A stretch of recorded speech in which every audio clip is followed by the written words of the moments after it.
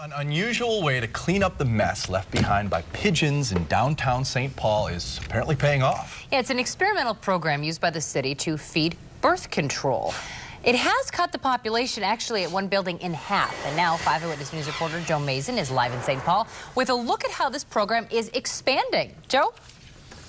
Lee and Bill, when you hear birth control for pigeons, you have to think this must be a joke. Stop pulling my leg. Well, it's no joke, and it's actually working.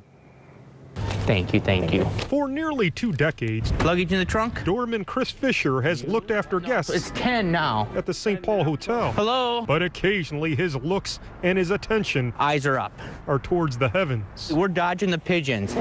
Like fighter pilots, pigeons invade the area, armed with small lethal bombs, which they drop anywhere and everywhere. And then they just attack the buildings, and they'll come in groups of 20 to 40. Their droppings corrode buildings, make sidewalks unsightly. And for the past few years, St. Paul has tried to clean up the problem by having pigeons go on the pill.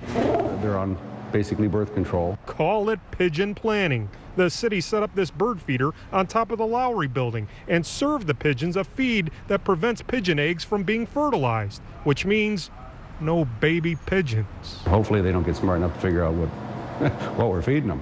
You know, they just like the food.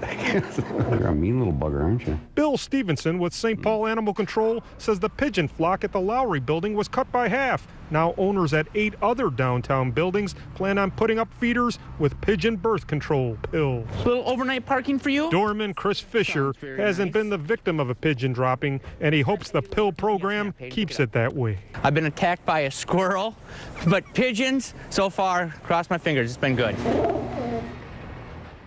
Well, I have to think Chris will still be looking up. The expansion of the pill program will start this spring. Live in downtown St. Paul, Joe Mason, 5 Eyewitness News.